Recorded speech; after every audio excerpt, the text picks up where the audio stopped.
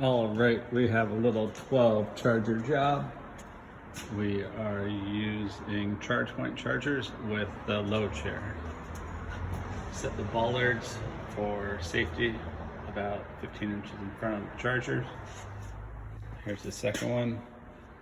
Try to mount our junction box right above the bollard so you still have accessibility if you need to service it. Here's number 3, 4, 5, and 6. We came up with a 3/4 inch pipe up and over to a 8x8 junction box, and then we have a 1 inch running home. We have 2 chargers over on this wall, and then we took a 3/4 inch pipe down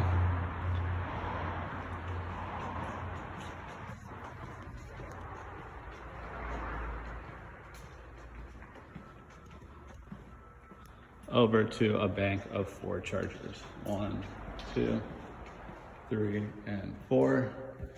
Here is the internet gateway with a safety switch to shut it off if they need to service it, and a GFI if they need to add a cell booster.